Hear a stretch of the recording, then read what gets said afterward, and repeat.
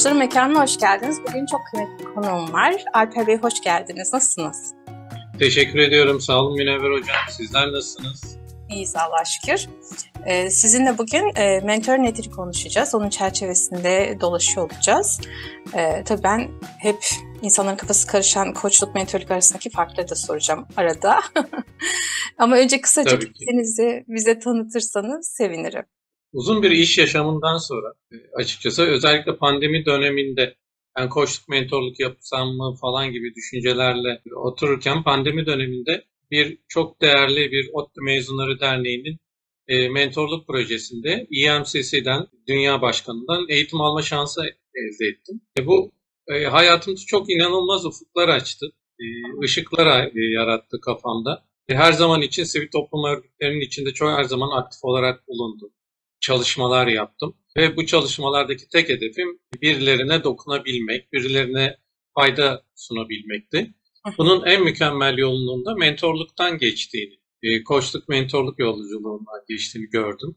Öncelikle ben mentorluk projeleri içerisinde yer alarak bu yaşama başladım.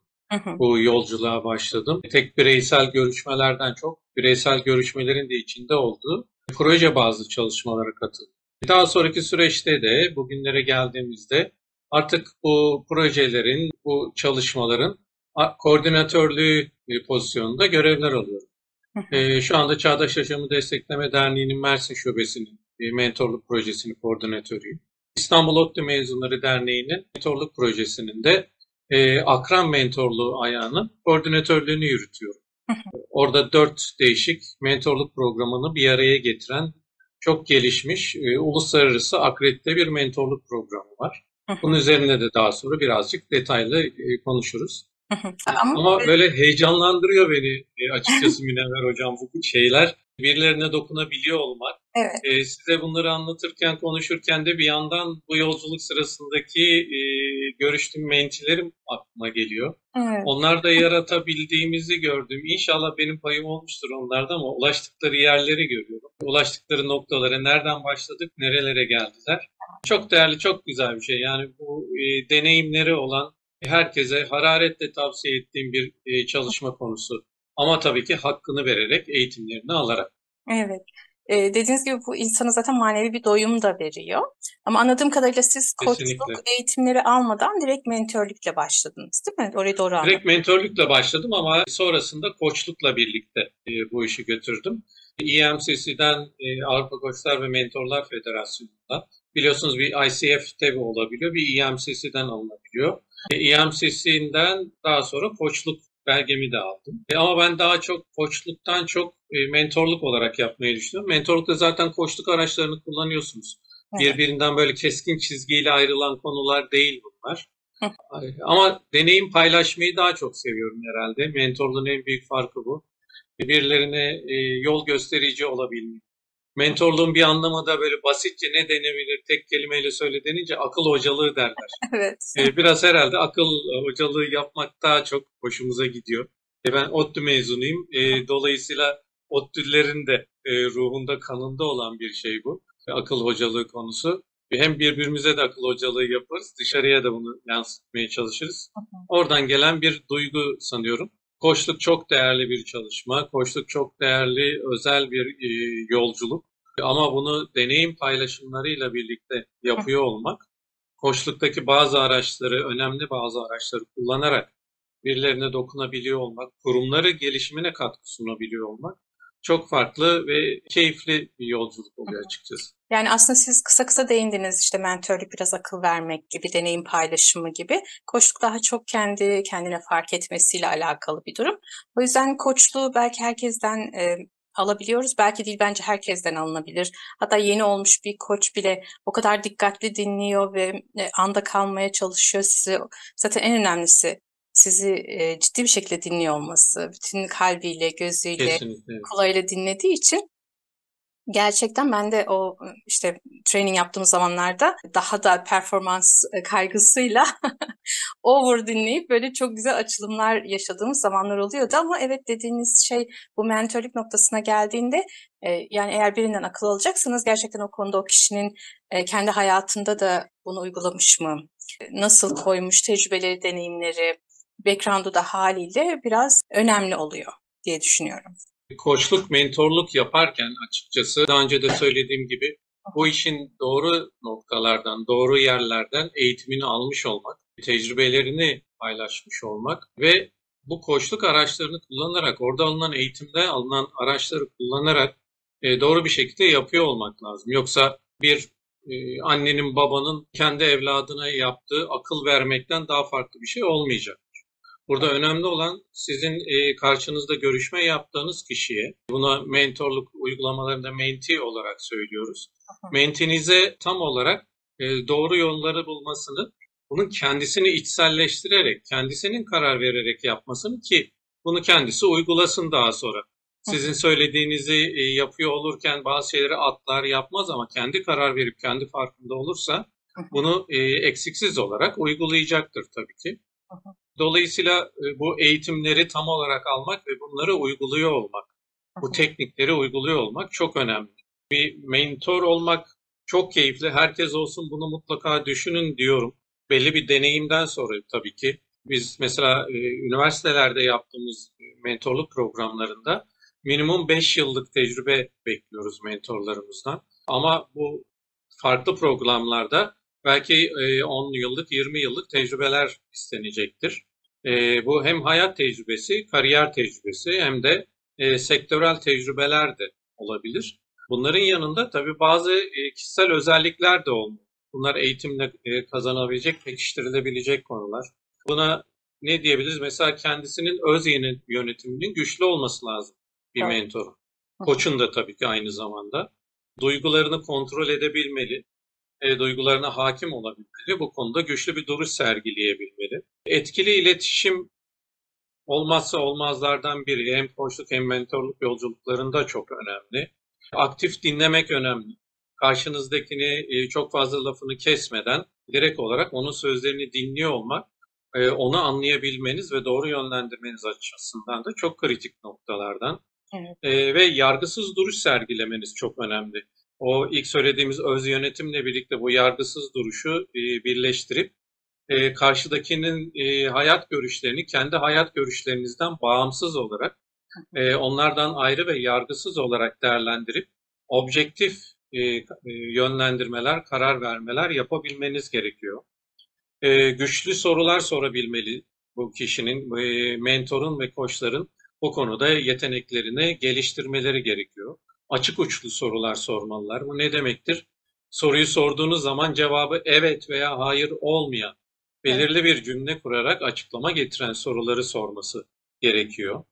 Bir cesaret veren bir yolculuktur mentorluk yolculuğu aslında.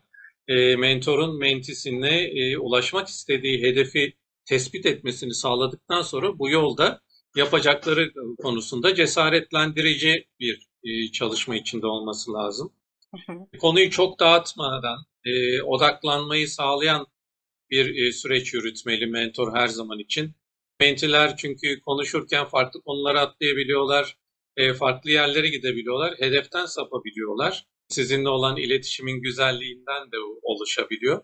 Bunu toparlayıp o hedeften ayırmadan götürebiliyor olması lazım. Ve bu yolculukta mutlaka mentor mentisini aktif tutabilmeli, bu enerjiyi ona verebilmeli ve ki bu yolculuğu başarılı bir şekilde aktif biçimde tamamlasın. Sonuçta da hepsi birlikte keyifli, güzel noktalara ulaşabilsinler tabii. Evet.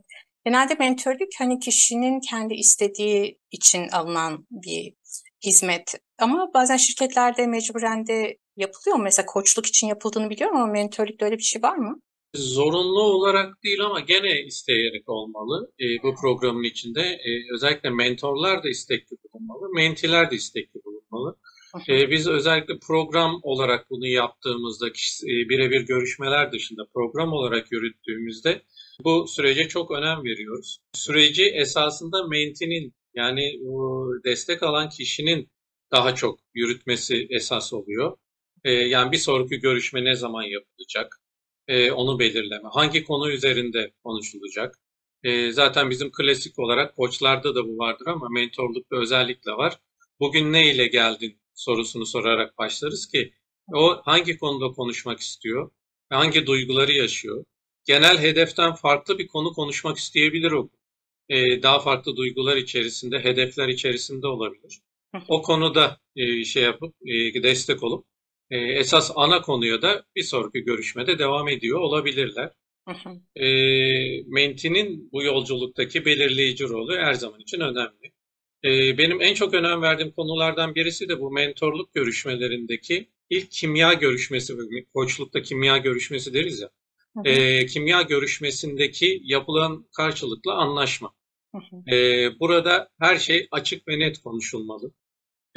Özellikle gizlilik konusu, görüşme periyotlarının belirlenmesi. Bunlarla ilgili aksilikler, aksaklıklar olduğu zaman bunların nasıl haberdar edileceği ve nasıl düzenleneceği olmak üzere bütün detaylar baştan konuşulmalı. Hatta mümkünse belki bir yazılı dokümana dönüşmeli bu karşılıklı olarak. İki taraf da birbirine bu konuda teyit verirse daha bağlayıcı olur. Mesela 15 günde bir hafta sonları işte akşam saatlerinde şöyle buluşacağız falan tarzı deyip görüşmelerde ben özellikle şunları dikkat etmenizi istiyorum. Şu konular benim için çok hassas gibi. En baştan bunları konuşmakta fayda var. Bu anlaşmayı iyi oturtursanız, benim tecrübelerim gördüğüm kadarıyla mentorluk süreci ikinci görüşmeden itibaren çok hızlı ve güzel bir şekilde ilerliyor. Çünkü o güveni ilk görüşmede vermiş oluyorsunuz. Koçluk sürecinde belki çok fazla değil ama mentorluk sürecinde güven kesinlikle olmazsa olmazlardan biri. Menti mentoruna çok güvenmeli. Tamamıyla onun için orada olduğunu biliyor olmalı. Burada mentora düşen görev bu güveni karşıdakine ilk görüşmede verebiliyor olmalı. En hassas nokta bu. Ondan sonrası kendiliğinden zaten tecrübelerle yönlendirdiğiniz bir süreç oluyor. Evet, bazen hani mentiler de dediğiniz gibi potansiyelini de bilemiyor ya da evet gelişmek istiyorum ama hangi konuda gelişmek istiyorumu da bilmiyor ya. Orada hem yeni koç olacak insanlara ya da mentörlüğe adım atacak insanlara karşısındaki kişiyi açmak adına nasıl başlasınlar? Bu konuda zaten eğitimler sırasında anlatılan, gösterilen bazı araçlar var. O araçları kullanabiliyorsunuz. Benim onlar dışında artı olarak kullandığım çok önemli bir araç daha var. Kişilik envanteri kullanıyorum. Ama normalde koçlukta ve mentorlukta standart kullandığımız yani yaşam çemberidir, farklı şeylerdir. Bu tür standart uygulamalar var. Ama ben yapılan görüşmenin durumuna, önemine, pozisyonuna göre de kişilik envanteri uygulamamız var. Bu çok Bu uluslararası soruyu biraz gelişmiş güzel bir envanter. açabilir misiniz ya? Benim kullandığım envanter açıkçası Türkiye'de üretilmiş. Çok özel bir envanter. 21.140 kişi üzerinde bir araştırmadan sonra bir akademik çalışma sonucu ortaya çıkıyor ve dünyada da akıllı algoritma ile yapılan şu anda bildiğim kadarıyla tek. Yanlış değilse. İlk olduğu kesin ama hala tek mi ondan emin değilim. Akıllı algoritmanın yaptığı bir envanter. Bu envanteri 20-25 dakikada kişi uyguluyor. Yani 72 tane sorular soru var orada. soruluyor. Evet. 72 soruda 4 tane cevabı var. Yani katılıyorum, katılmıyorum, kısmen katılıyorum, hiç katılmıyorum gibi. 4 tikelli şeyler var, seçenekler var. Bu soruları sorarken akıllı algoritma bir yandan da bir sonraki sorunun ne olacağını o ana kadarki sorulara verilen cevapla belirliyor. Neden bunu yapıyor? Kendisinin samimi ve düzgün şekilde cevap verip vermediğini, kandırmaya çalışıp çalışmadığını da bir yandan test ediyor. Bu normalde bir anket tekniğidir. Ama akıllı algoritma bunu ona o ana kadar verilen cevaplara göre yapıyor. O yüzden de basılı yapılamayan, online yapılan bir envanter bu. Bazen rapor üretmiyor mesela. Diyor ki şu şeylerde yanlış cevaplar verildi. Beni kandırmaya çalıştınız, yönlendirmeye çalıştınız. Ondan dolayı bu noktaları lütfen dikkat edip bir daha yapın diyor. Ben Bunu 3 kere uyguluyor. Üçüncüsünde de gene aynı şey çıkarsa o ana kadar yapılmış 3 tane uygulamadan bir envanter yaratıyor, rapor yaratıyor tabii ki. Sonsuza kadar gitmiyor bu. Ben bunu bir kere yaşadım. Ve bir koçta yaşadım bunu. Bugüne kadar yüzlerce uyguladık ama bir tek bir koçta yaşadım.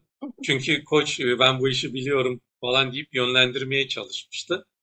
Mesleki hastalık diyeyim artık. Evet. Bir kişi de yaşadım. Onun dışında öyle bir sıkıntımız olmadı.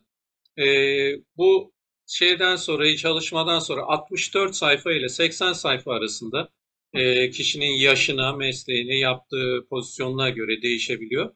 Bir rapor geliyor. Çok detaylı bir rapor. Bunun içinde kişinin potansiyel güçlerini, güçlü olduğu yönleri görebiliyoruz. E, Gelişmeye açık yönlerini görebiliyoruz. Ve potansiyel risklerini görebiliyoruz. Bu riskler nedir? Stres altındayken, istemediği huzursuz bir ortamdayken ortaya çıkabilecek riskli davranışları görebiliyoruz. Bu konuda da kendisini bilgilendiriyoruz karşıdakini. Dolayısıyla ben bunu bir kişiye uyguladığım zaman daha önce kendisini hiç görmemiş, hiç tanımamış bile olsam nasıl bir kişilik yapısında olduğunu e,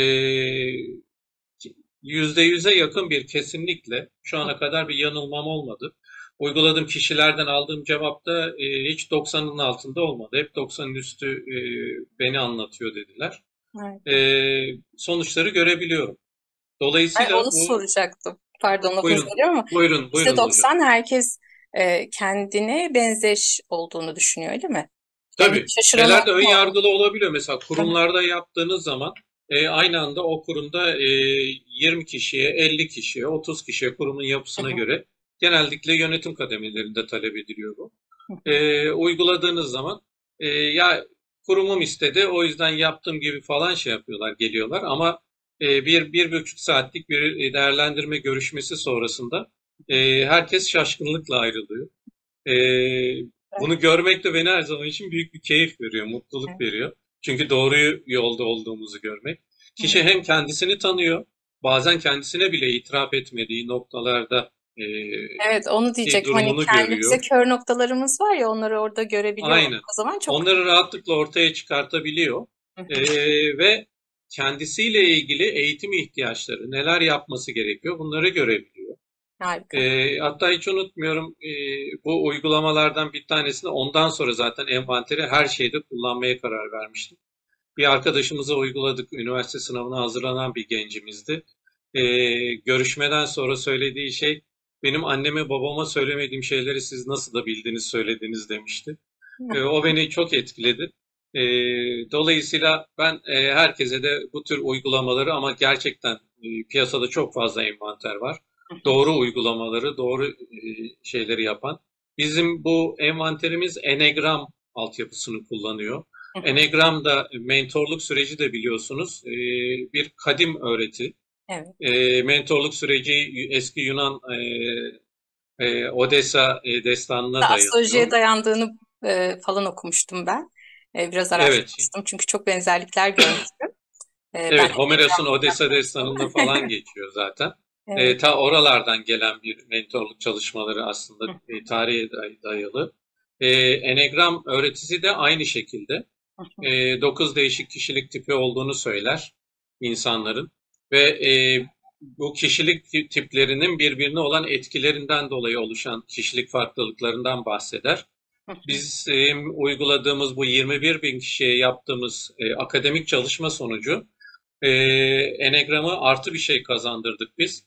Enegram der ki bir alttan veya bir üstten yani sizin kişilik tipiniz 4 ise 5'ten veya 3'ten etkilenebilirsiniz der.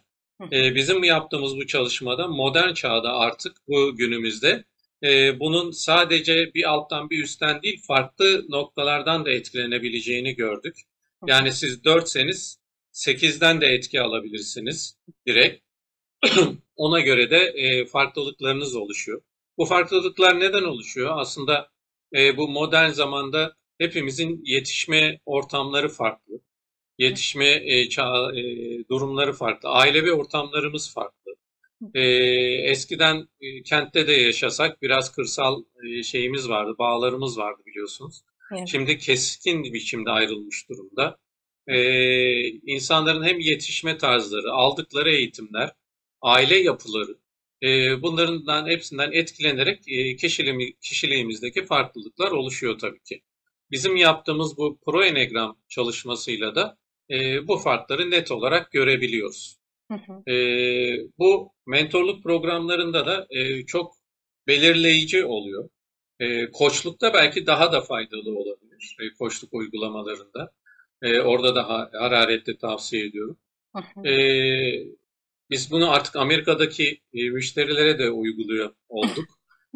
Genelde kariyer belirleme anlamında ilk etapta lazım oluyor. Kurumlar olarak da bazı örnek çalışmalarımız falan yapıldı. Hı hı. Koç grubunda dahil olmak üzere birçok yerde de bunları uyguladık. Çok keyifli, çok güzel sonuçlar alıyoruz. Hı hı. Mentorluk programlarının da hızlı bir şekilde net ve doğru biçimde ilerlemesine katkı sunuyor. Evet. Mentorluk programlarını isterseniz biraz açayım hocam. Tabii. Ee, iki türlü düşünebiliriz bunu. Bir, kariyer yolculuğuna başlamak isteyen üniversite öğrencilerine falan uyguladığımız programlar var. Hı hı. Ben şu anda ODTÜ'de ve Çağdaş Yaşam bünyesinde bunları aktif olarak sürdürüyorum. Bunun dışında da şirketlerde, kurumlarda, kurumsal yapıların içerisinde uyguladığımız mentorluk programları var. Hı hı. Bunlar daha çok üst kademe yöneticilerin, daha orta kademe yöneticilere, gelecekte üst kademe olacak olan kişilere kendilerini yetiştirebilmeleri, geliştirmeleri için yapılan mentorluk programları. Bazı yerlerde bunlar farklı anlaşılıp işte işe yeni giren kişiye de mentorluk veriyoruz deyip aslında şirket adaptasyonu, şirkete alıştırma için yapılan programa da mentorluk diyorlar. Hı hı. Ve normalde mentorluk bundan daha farklı, daha öte bir çalışma. Hı hı. Daha üst kademedeki kişilerin alt kademedekileri yönlendirmesi. Böylece şirket içi kurumsal iletişimin de artıyor olması, Aslında öyle paylaşımların zamanlarda artıyor tersine olması. mentörlük de oluyor yeni gelenden, mesela yukarıdaki olan yeni bilgi de alıyor, tazeleniyor Evet, gibi evet. faydaları da Özellikle oluyor. Z kuşağıyla çalışma yapıyorsanız bunu mutlaka bir şekilde yaşıyorsunuz. Ben bunu özellikle bu üniversitedeki programlarda yaşıyorum. Hı hı. Oradaki gençlerden de çok güzel şeyler alıyoruz. Evet. Biz hatta özellikle ODTÜ Mezunları Derneği'nin, İstanbul ODTÜ Mezunları Derneği'nin programında bu sene daha da farklı bir yaklaşım uyguluyoruz. E, Hı. Biz çok yeni mezun olmuş arkadaşlarımızdan bu koordinatörlük yapan arkadaşlarımızın yanına eş koordinatörler belirledik. Bunlar şimdi bu işin programın nasıl yürüdüğünü öğreniyorlar diyorduk. Ama aslında onlar bize de birçok şeyler öğretiyorlar. Evet. Özellikle teknoloji kullanımıyla ilgili olsun. Yeni kuşakları anlamayla ilgili. Hı. Onlara nasıl Tebrikler. ulaşabiliriz? Hı hı. Neler dikkat etmemiz lazım? Sadece güleç olmanız yetmiyor. Karşıdakine bunlar daha farklı şeyler bekliyorlar. Hı Bu hı. gençler bizden çok daha aktif ortamlarda yetiştiler. Hı hı. Teknolojinin içinde büyüdüler. Biz teknolojiyi birlikte geliştirdik. Sanki de onlardan iyiymişiz gibi düşünüyoruz ama bunlar zaten teknolojinin içine doğdular. Hı hı. Dolayısıyla onlarla nasıl iletişim kurarız konularında bize çok büyük katkıları oluyor. Evet. Önümüzdeki Çok önemli yıllarda da gerçekten. biz bunları terk edeceğiz, bırakacağız. Evet. Programlardan çekileceğiz. Onlar yürütüyor olacaklar. Hı hı. Tersine mentorluğu ben çok önemsiyorum. Siz çok iyi bir noktaya değindiniz. Hı hı. Tersine mentorluk uygulamaları, çalışmaları aslında özellikle de yürütülmeli. Evet. Ben eğer fırsat bulabilirsem çalışmalarım sırasında bir seans görüşmeyi ve tersine mentorluk olarak yapmaya çalışıyorum. Hı hı. Karşımdaki gencimizin bana katacağı konuları ortaya çıkartıyoruz. Hı hı. Dolayısıyla o da kendisiyle ilgili bir özgüvene ulaşabiliyor. Aynen. Kendisinin de aslında bir yerlerde olabildiğini, Hı hı. biraz önce dedik ya Da kimin cesaretlendirme değer önemli. gördüğünü.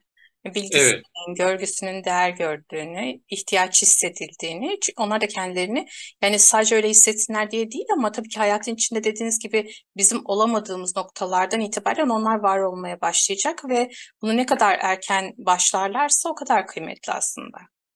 aynen. Hatta bir anekdot daha söyleyeyim size. Biz ODTÜ'de okurken de sonrasında da orada çalışan bütün insanlara, yani orada temizlik görevlilerinden tutun rektörlükteki hocalara kadar herkese hoca diye hitap ederiz. Dolmuş şoförlerine de hoca deriz. Şu anda mezun olduktan sonra da birbirimize her zaman hoca olarak söylüyoruz. Şu anda oradaki öğrenci kardeşlerime de hoca diye hitap ediyorum. Bunun bir tek mantığı var. Sizin dediğiniz o tersine mentorlukla da bağdaşan. Herkesin mutlaka birbirinden öğrenebileceği bir şey var. Aynen, çok Az sevdim. veya çok. Dolayısıyla bunu bildiğimizi, anladığımızı ve karşımızdakine bu konuda da saygı duyduğumuzu, buna hazır olduğumuzu belirtmek için hocam deriz. E, Bazıları bunu farklı yerlere çekebiliyorlar, farklı düşünüyorlar ama e, Olsun. Ama bu altyapıda bir kesinlikle duygunun gelişmesi, çoğalması bence çok kıymetli. saygı duymak en başta. Evet. Çünkü dediğiniz gibi 1.000 tane de biliyorsan belki de o bir bilgiye ihtiyacın var. O 1.000 bilginin toparlanması için. O çok kıymetli oluyor. Aynen, aynen hocam. Mentorluk programlarını aslında her kurumda, her şeyde geliştiriyor olmak lazım. Nerede çalıştığınız, ne yaptığınız değil, asıl neye niyetlisiniz, onu görmek lazım. Evet. Bu bir gelişim sürecidir. Hem kişisel gelişim sürecidir, hem de kurumsal gelişim sürecidir. E, Evet. Bunun faydalarını orta vadede, kısa vadede aslında çok hızlı görmeye başlıyorsunuz. O yüzden mentorluk projelerini herkese hararetle tavsiye ediyorum. Böyle maliyetli şeyler de değil Evet. aslında. Programı kendi içinde geliştirip bir doğru bir mentorluk eğitimini tanımlamak orada önemli mentorlara. Ondan sonra o mentorlar zaten o eğitimi bir kere aldıktan sonra seneler boyunca onu uyguluyor olacaklar. Öyle de düşünmek lazım. Bu bir yatırımdır. E, Bu gelişimlerin aslında şirketlerin gelişimlerinde de çok büyük farklar yaratacağına inanıyorum. Buralarda siz de bilirsiniz, esas önemli olan noktalar farkındalığa var. Evet. Hem kişilerde farkındalığı sağlarsanız hem güçlü yönleri hem zayıf yönleri her konuda farkındalığını sağlarsanız kurumun zaten kendi içerisindeki güçlü yönleri, zayıf yönleri konusunda da farkındalık oluşacaktır. Bu da gelişmenin en büyük adımıdır diye. Yani sizin söylediklerinizden şunu duyuyorum aslında. Dediğiniz gibi kişisel bazda hani hep bir hedef belirlenir ama hedefe gitmek için de en önemli şey aslında sizin olduğunuz noktadaki adresi girmektir. Yani GPS'te de öyledir yoksa size bir yol haritası çıkarmaz. Evet, O yüzden hani nerede olduğunuzu bilmeniz de kendiniz o konuda samimi olmanız da kıymetli. Gideceğiniz yer görülsün, yol açılsın diye. Bu şirketler bazında da böyle zaten sürekli kendinizi yolda tutmak için, o hedefe gidebiliyor olmak için ya da o işte nedir aradaki adımları basıyor olmak için. evet, evet, aynen, Mentörlük çok aynen. kıymetli ama ben size son olarak da toplamak için şöyle bir şey sorsam, başka ekleyecekleriniz varsa onları da ekleyin orada ama yani ben niye bir mentörle çalışayım sizce? E, Mentor aslında tarihten gelen bir oluşumdur diye söylemiştik ya size. Aslında tarihte eski zamanlarda mentorlar daha çok bir öğrenci öğretmen veya usta çırak ilişkisi gibi biraz daha alt üst ilişkisine falan dayanıyor. Ancak içinde bulunduğumuz modern çağda o kadar fazla değişkenimiz var ki e, bu biz şirketlerde, işlerde bunları yapıyoruz falan derken bir anda bir baktınız pandemi yaşadık. Kimsenin aklında, hayalinde olmayan bir şey. Tükenmişliği getirdi birçok noktada bunlar. Ondan sonra baktınız tam bunu atlattık, bitiriyoruz derken afet yaşadık Türkiye'de biz. Dünyada Dünyada farklı da noktalarda hala da afetler evet. oluyor. Farklı çeşitlerde ve farklı düzeylerde afetler oluyor. Dolayısıyla bu tür konularda paylaşacağınız, şey yapacağınız, yan yana yürüyeceğiniz birine aslında ihtiyacımız var. Hepimizin var. Evet. Bizler de aslında mentor olarak da bizler de mentorlardan destek alıyoruz. Hı Kendimizi beslemek durumunda kalıyoruz. Dolayısıyla böyle yan yana yürüyeceğiniz, kol kola yürüyeceğiniz, size yön gösteren, bir yolculuğa çıktığınızda nereye gittiğini istediğinizde, bilemediğinizde yön gösterici bir desteğe ihtiyacınız oluyor. hı. Tecrübesine güvenebileceğiniz, deneyimlerine güvenebileceğiniz birisiyle bu görüşmeleri yaptığınız zaman e, onun dediğini yapmak değil buradaki amaç. Yani sen söyle ben onu uygulayayım değil. E, Benim yeteneklerime, benim elimdeki araçlara göre, potansiyellerime göre nasıl yapmamı önerirsin Hı hı. tarzı görüşmelerle e, daha doğru, daha az hata yapan şekilde kişisel gelişiminizi ve kariyerinizi ilerletebilirsiniz. Hı hı. E, Artık bu yan yana kol kola yürünen bir süreç oldu. E, Evet. Bu yaş ve şeylerden bağımsız, yaştan, cinsiyetten, ırktan, her şeyden bağımsız olarak Hı hı. e, ön yargısız olmalı demiştik mentorumuz. Evet. E, Yargısız duruşta bulunmalı demiştik. Hı hı. Dolayısıyla bu güveni duyduğunuz herkesle bu mentorluk ilişkisine girdiğinizde göreceksiniz ki hayat yolculuğunuz çok daha güzel, keyifli ve doğru yerlere ulaşacaktır. Hı hı. Çok güzel bir şey söylediniz. Gerçekten dünyada da sürekli bir şeyler oluyor. Geçen hafta da mesela bizim burada bir fırtına uyarısı oldu. O Evet, kadar evet, korktum ki, yani kendi adıma söyleyeyim, korktum. İnsan birden gerçekliğini kaybediyor ve tekrar seni yolda tutacak bir şeylere ihtiyaç duyuyorsun ya da sana umut evet, atacak. Böyle yaptığım videolarda da hep şey derdim zaten önceden de, ben kendim için çekiyorum diye. Gerçekten dönüp sonra onlara baktığımda tekrar bana böyle umut aşılayan şeyler e, izledim. Bu kanalı açarken de öyle düşünmüştük. Hani insanlar gelsin, sınırsız bilgi paylaşımı yapsın ve gerçekten birbirimizi yolda tutmaya çalışalım. Çünkü e, çağımız gittikçe bir acayip gibi oluyor gibi. aynen, O yüzden hepimizin birbirimizin bilgisine, görgüsüne, deneyimine kesinlikle. ihtiyacımız var. Hepimizin birbirinden öğreneceği şeyler var. Bu Demin kadar uzak söyledikleri. mesafelerde sizinle böyle buluşuyor olmak, bu konuları konuşuyor, paylaşıyor olmak, apayrı enerji veriyor Teşekkür. bize de. Farklı noktalar oluyor. Sizinle konuşurken, bunları anlatırken aslında belki üstünü kapattığım bazı noktaların da gün yüzüne çıktığını hissediyorum, görüyorum.